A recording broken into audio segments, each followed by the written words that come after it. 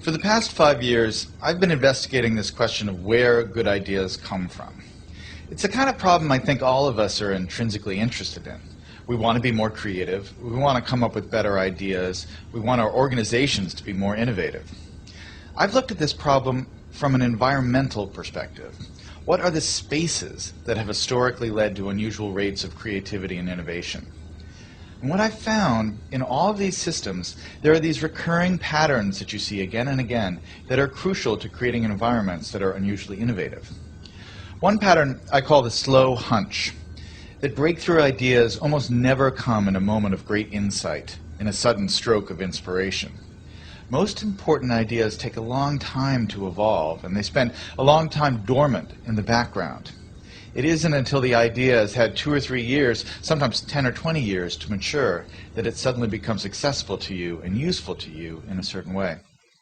And this is partially because good ideas normally come from the collision between smaller hunches, so that they form something bigger than themselves. So you see a lot in the history of innovation, cases of someone who has half of an idea. There's a great story about the invention of the World Wide Web in Tim Berners-Lee. This is a project that Berners-Lee worked on for 10 years. But when he started, he didn't have a full vision for this new medium he was going to invent. He started working on one project as a side project to help him organize his own data. He scrapped that after a couple years, and he started working on another thing. And only after about 10 years did the full vision of the World Wide Web come into being. That is, more often than not, how ideas happen.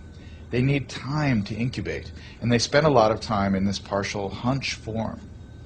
The other thing that's important when you think about ideas this way is that when ideas take form in this hunch state, they need to collide with other hunches.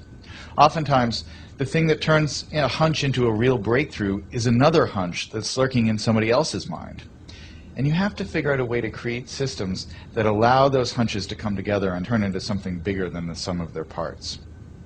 That's why, for instance, the coffee house in the Age of the Enlightenment, or the Parisian salons of modernism, were such engines of creativity, because they created a space where ideas could mingle and swap and create new forms. When you look at the problem of innovation from this perspective, it sheds a lot of important light on the debate we've been having recently about what the internet is doing to our brains. Are we getting overwhelmed with an always connected, multitasking lifestyle? And is that going to lead to less sophisticated thoughts as we move away from the slower, deeper, contemplative state of reading, for instance? Obviously, I'm a big fan of reading. But I think it's important to remember that the great driver of scientific innovation and technological innovation has been the historic increase in connectivity, in our ability to reach out and exchange ideas with other people, and to borrow other people's hunches and combine them with our hunches and turn them into something new. That really has, I think, been, more than anything else, the primary engine of creativity and innovation over the last 600 or 700 years. And so yes, it's true we're more distracted.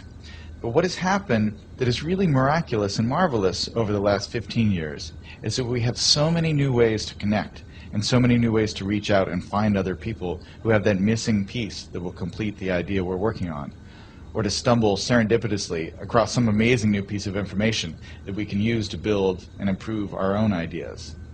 That's the real lesson of where good ideas come from, that chance favors the connected mind.